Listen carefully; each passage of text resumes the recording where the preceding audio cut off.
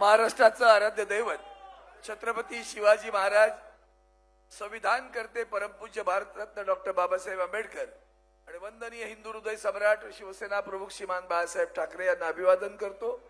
आणि माझ्या या लोकसभेच्या निवडणुकीच्या निमित्तानं उमेदवार म्हणून पहिल्यांदा मोठी जाहीर सभा होते।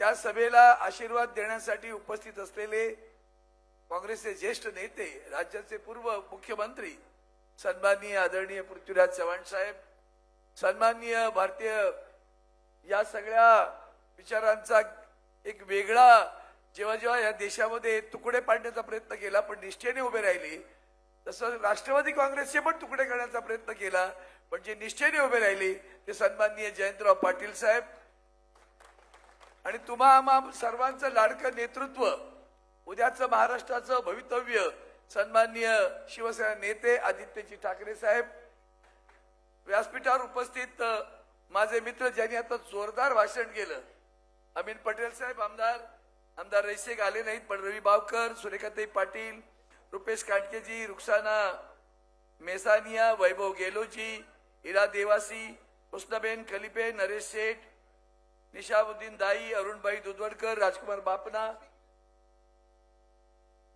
उपस्थित खरतर धगधगत्या मनानं आणि उद्या क्रांती करायची आहे असा विचार घेऊन उपस्थित असलेल्या निष्ठावंत बांधवांनो, भगिनींनो, मातांनो, खरतर मी काय बोलावं असं विचारत आहे कारण सगळेच इथे दिग्गज बसलेत आणि जेव्हा आशीर्वाद देण्यासाठी एवढी माणसं येतात तेव्हा आपल्याला काय करायचंय, इकडेही आशीर्वाद इकडेही आशीर्वाद, फक्त माझा विजयच आहे, बाकी काय करायचंय आपल्याला। फक्त एकच सांगेन, तुम्हाला अभिमान वाटेल, आदरणीय पक्षप्रमुख उद्धवजी ठाकरे साहेबांनी मला उमेदवारी दिल्यानंतर 2014-2019 तिसऱ्यांदा मला उमेदवारी दिली जाते आणि तिसऱ्यांदा उमेदवारी देणं म्हणजे माझा सन्मान केला असं मी समजतो। ते काम केलंय ते तुम्ही सगळ्यांनी पाहिलंय।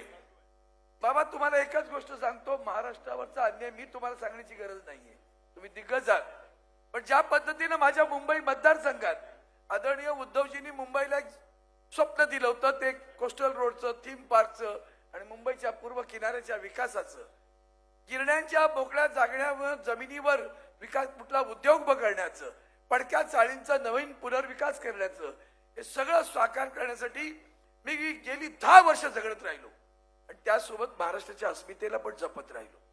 मराठी भाषेला अभिजात भाषेचा दर्जा द्या ही मागणी करत राहिलो। नाना शंकर शेटांचं नाव मुंबई टर्मिनसला द्या हे सांगत राहिलो, भांडत राहिलो, पण मोदी सरकारनं प्रत्येक गोष्ट फाईल त्यांच्याकडे गेली तर जी महाराष्ट्राच्या हिताची असेल ती कुणाला तरी क्रेडिट मिळणार असेल, एक काम झालं तर उद्धवजी ठाकरे साहेबांची पाठ थोपटली जाईल असं वाटत असेल तर ती फाईल रोखली। आणखीन एक आठवण फक्त सांगतो, कोविड विसरू नका बरं। त्या कोविड मध्ये उभ्या देशात हाहाकार माजला होता तेव्हा एक माणूस या देशामध्ये महाराष्ट्राचे प्राण वाचवत होता, त्या माणसाचं नाव आहे उद्धवजी बाळासाहेब ठाकरे। ते मुख्यमंत्री होते, सगळ्यात त्यावेळेला होते, महाविकास आघाडीचं सरकार होतं, राजेश टोपे बरोबर होते, पण एक इतक्या डेडिकेटेड किंवा एखादे फोकस करून काम करणं, लक्ष देऊन काम करणं, तिकडं गुजरातमध्ये अँब्युलन्स बंद प्रेता पडत होती, युपी मध्ये गंगा नदी प्रेतानं वाहत होती, इथं महाराष्ट्रात मात्र प्राण वाचवत होते। या सगळ्या गोष्टींचा विचार करताना महाराष्ट्रावर खरंच प्रचंड अन्याय झालेला आहे। उद्योगांच्या बाबतीत तर आदित्यजी भरपूर बोलत असतात, पण मी आज तुम्हाला एकच वाक्य सांगणार आहे, हा अंधकार आहे सगळ्या बाबतीत, कारभाराचा अंधकार आहे, अत्याचाराचा अंधकार आहे, न्यायाचा अंधकार आहे।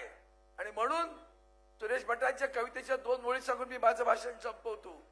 उषक्काल होता होता काळ रात्र आली, अरे पुन्हा आयुष्याच्या, जोरात आलं पाहिजे, अरे पुन्हा आयुष्याच्या तीच मशाल घेऊन विस्तार केला जा आणि बटनावर पहिल्या नंबरचं बटन दाबून महाविकास आघाडीचा, शिवसेना उद्धव बाळासाहेब ठाकरे पक्षाचा एक निष्ठावंत पाईक म्हणून आपण मला निवडून द्याल अशी आशा बाळगतो आणि आपली रजा घेतो। जय हिंद, जय महाराष्ट्र, वंदे मातरम। देश विदेशातील प्रत्येक घडामोडींचे लाईव्ह अपडेट मिळवण्यासाठी आता साम टीव्हीच्या सर्व सोशल मीडिया प्लॅटफॉर्मला लाईक, फॉलो आणि सबस्क्राईब करा. तसंच सर्व नोटिफिकेशनसाठी बेल आयकॉन प्रेस करायला विसरू नका.